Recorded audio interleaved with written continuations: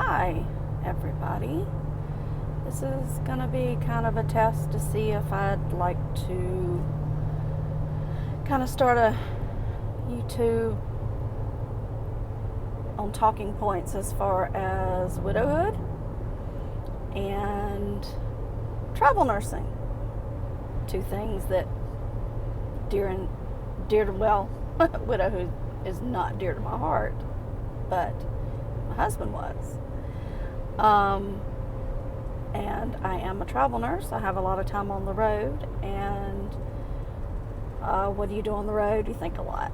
So this is my no frills, no editing kind of let's do this talk. First of all, I'm Jennifer, and I am what you call middle-aged, I guess, these days. I don't like that term, but I feel like I'm young at heart. Always been a really happy-go-lucky person. Enjoy life. Know that I have a reason to be here, and like to express myself in some way and be able to maybe have people listen and interact that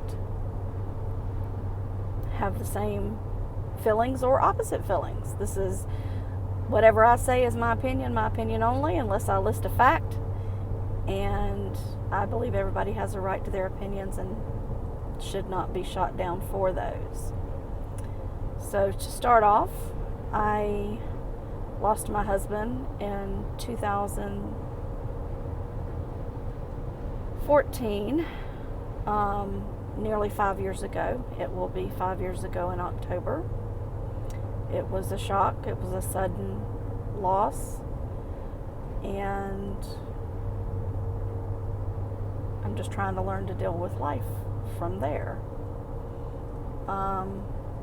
Not something I think you get over, not something that I really feel like gets better, but something you learn to cope with in the best ways that you can with what you have to cope with it.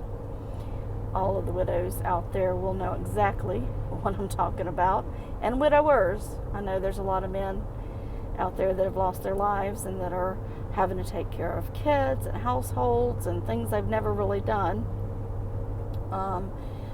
And I can't imagine knowing how that feels. All I know is how I feel as a widow. So my husband, Dale, we had a great marriage. We had been married for 23 years when he passed away. It was a good marriage. Not much bad in it. Of course, everybody has their little times when, things aren't going perfectly. But all in all, we understood each other. We had the same goals in life. We raised two beautiful kids, a girl and a boy, who were 20 and 16 at the time of the death. They seem to cope better than I do. Apparently kids have that ability, unlike adults, I think. I still have sad days. I still have days that I'm pissed off. I have days that I just wonder why. I'm sure everybody does, and it's not easy to deal with all that. Any kind of holiday is the worst, whether it's Mother's Day, even Mother's Day, yes, because he made me a mother. Father's Day, because I miss it for my kids and just miss being able to say Happy Father's Day to him. Birthdays, anniversary of his death. Of course, Thanksgiving and Christmas. He loved Thanksgiving. For the family that we got together, he loved his family. Very, very devoted. not just to his immediate family, but his parents and siblings and nieces and nephews and all that kind of stuff. He was devoted to my family, and I treasure that. Christmas is one of the worst, because he adored Christmas. Oh my gosh, he was like a child, even in his adulthood, like a child. He has told me lots of stories about his childhood and how he was a very good wrapper of presents, and I learned that the reason he knew how to do this was he would unwrap his presents as a child and rewrap them. Notoriously would find his presents in the household and would get a hold of them ahead of time before Christmas. And yet, tell you what, one of the best gift givers, very thoughtful in how he gives gifts, and could hide a gift really well. You never knew what you were going to get. It was always a surprise. And, it didn't have to be a big ticket item. It could be anything, just something that he knew that I wanted, and he would always do surprises for the kids too. So, treasure that also. So, like I said, that's part of what I'd like for this to be about. The other part is I am a travel nurse. Started doing that in 2011, 2012, due to kind of more lack of full-time jobs at the time for nurses. They wanted to hire a lot of people, PRN, which is part-time, or as needed, and I wanted something with benefits, and there was just not much around at that time due to lots of things. We won't get into that, but I got into this travel nursing. I love it.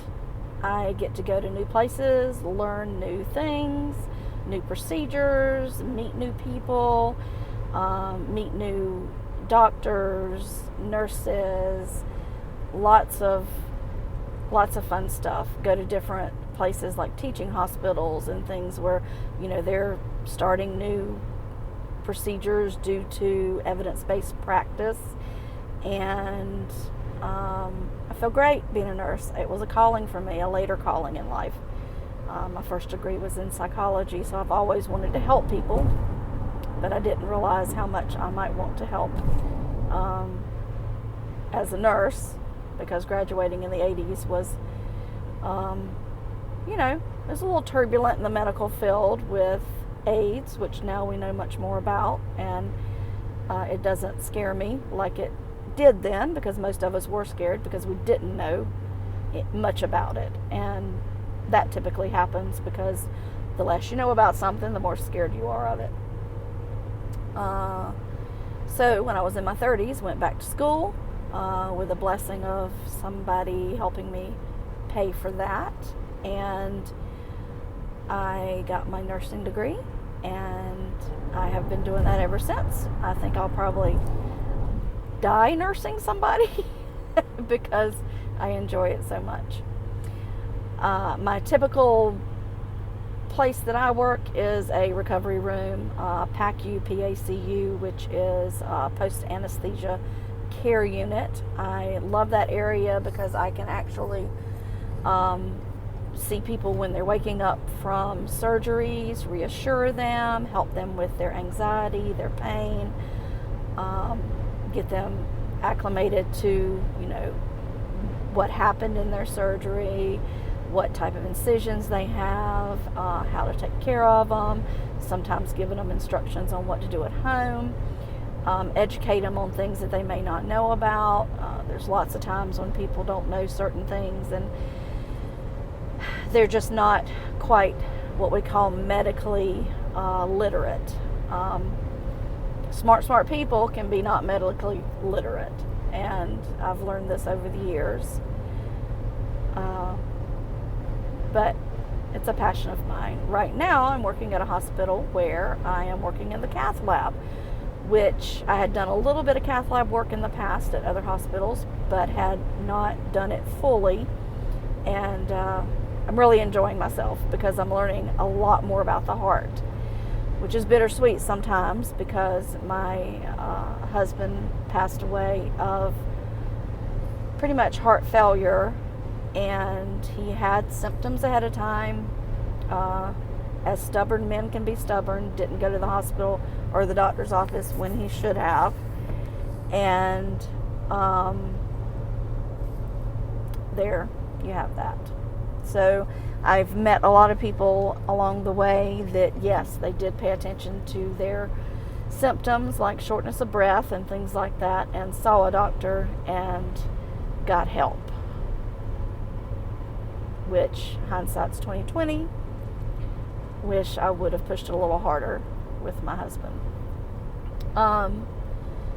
So this is kind of just, I just wanted to be a hello, how you doing, tell you about me kind of thing. This may not get to anybody, and that's okay, because this can be personal therapy for me.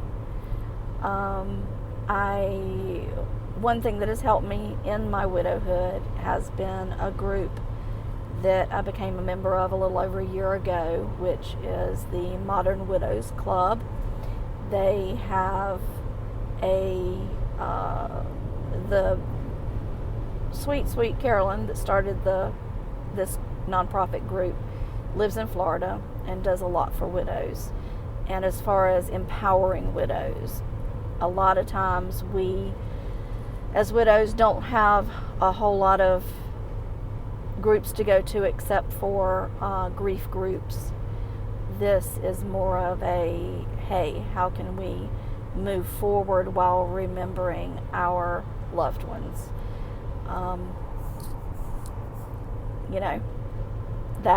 That's a big deal, especially when you're young. I've met so many young women that have lost their spouses, and it is tragic. It's just tragic. They're not prepared. We weren't prepared. Did not have any life insurance. I've had to get rid of things I didn't want to get rid of.